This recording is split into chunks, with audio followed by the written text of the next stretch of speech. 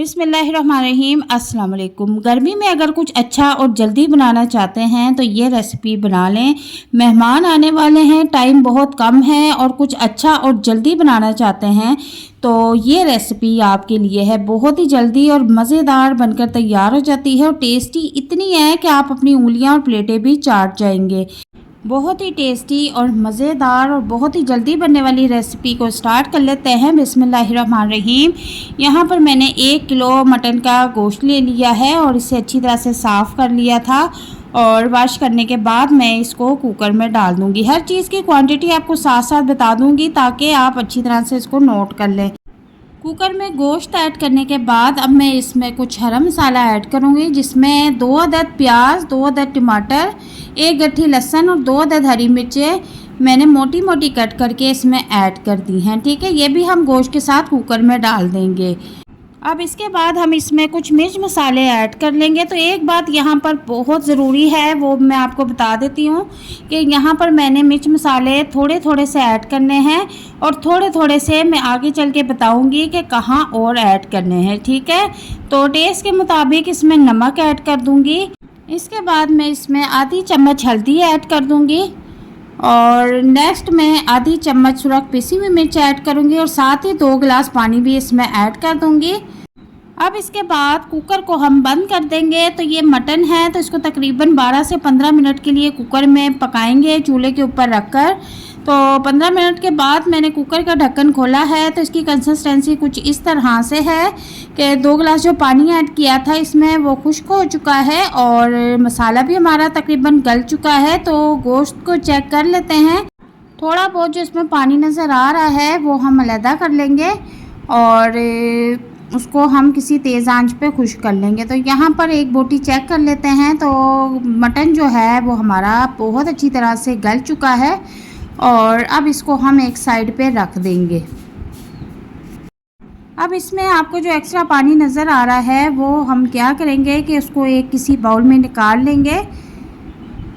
अब दूसरी तरफ एक कढ़ाई ले लूँगी और उसमें 1 कप ऑयल गरम कर लूँगी। ज़्यादा ऑयल को गरम नहीं करना, हल्का सा नीम गरम करने के बाद मैं इसमें आधी चम्मच के करीब ज़ीरा ऐड कर दूँगी और जब ज़ीरा की हल्की हल्की खुशबू आना शुरू हो जाएगी तो जो हमने मटन को गला के रखा हुआ है मसालों समेत वो इसमें हम फ्राई कर लेंगे।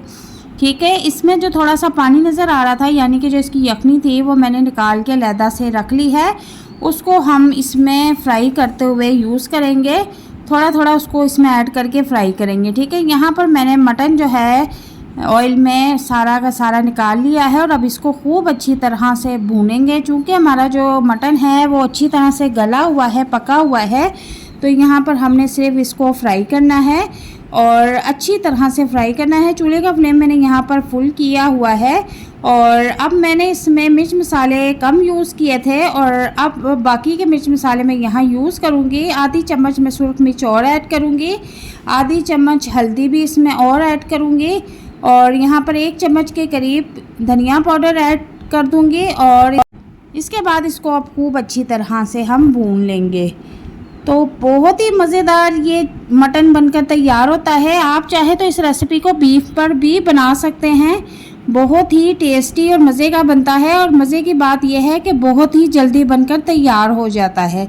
तो इसको फ्राई करते हुए तकरीबन मुझे काफ़ी टाइम हो चुका है। तो हमारा जो मटन का सालन है वो तकरीबन बनकर तैयार है।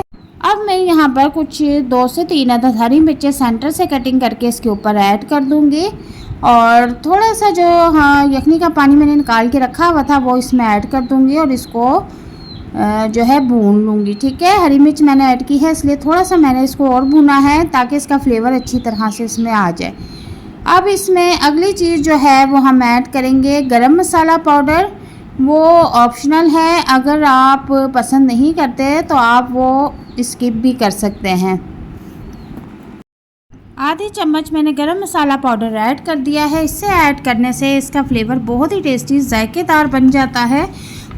इसके बाद इसके ऊपर अदरक को स्प्रिंकल कर देंगे। लंबाई में मैंने बहुत ही बारीक कटिंग करके रखी हुई थी और इस वक्त इसके ऊपर स्प्रिंकल कर देंगे। इसके ऊपर 1 से 2 अदद हरी मिर्च मैंने बिल्कुल बारीक चॉप करके इसके ऊपर ऐड की है तो बहुत ही ज़बरदस्त लगती है ये। इसके ऊपर इस तरह से कटिंग करके ऐड करो। तो हरा धनिया थोड़ा सा कटिंग करके ऐड कर देंगे और अब इसको तकरीबन सिर्फ 1 मिनट के लिए दम पर रख देंगे ताकि इसके ऊपर हमने जो चीज़ें ऐड की हैं उनका फ्लेवर अच्छी तरह से इसमें आ जाए। तो 1 मिनट के बाद मैंने इसका कवर हटाया है। तो इसकी कुछ कंडीशन ऐसी है, बहुत ही मज़ेदार टेस्टी जो है हमारा मटन का सालन बनकर तैयार है और बहुत ही जल्दी बनकर तैयार हो गया है। मज़े की बात कि टेस्टी भी बहुत बना है, बहुत ही मज़ेदार है। आप जब इसे बनाकर खाएंगे, घर वालों को खिलाएंगे या मेहमानों को बनाकर देंगे तो यकीन करें वो अपनी उंगलियां और प्लेटें भी चाट जाएंगे और रेसिपी पूछे बिना नहीं जाएंगे। इतना टेस्टी और मज़ेदार ये सालन बनकर तैयार होता है। तो मैं अब आपको प्लेट में निकाल के दिखा देती हूँ उसकी फ़ाइनल लुक। तो आज से आप ये रेसिपी लाजमी बनाएं और कौरमा और कढ़ाई गोश्त और अचार गोश्त छोड़ें, सिर्फ ये रेसिपी एक बार ज़रूर ट्राई करें, बहुत ही आपको मज़ा आएगा। और कमेंट में मुझे लाजमी बताना कि आपको मेरी ये रेसिपी कैसी लगी। तो मिलते हैं नेक्स्ट वीडियो में एक नई और मज़ेदार चटपटी रेसिपी के साथ। तब तक के लिए इजाज़त चाहती हूँ और अपना बहुत सारा ख्याल रखना। तो में याद रखना, जाते जाते छोटी सी गुजारिश है कि अगर चैनल पर नए हैं तो काइंडली चैनल को सब्सक्राइब कीजिएगा, बेल आइकन को प्रेस कीजिएगा ताकि मेरी आने वाली वीडियो का नोटिफिकेशन आपको मिलता रहे। अल्लाह हाफिज़।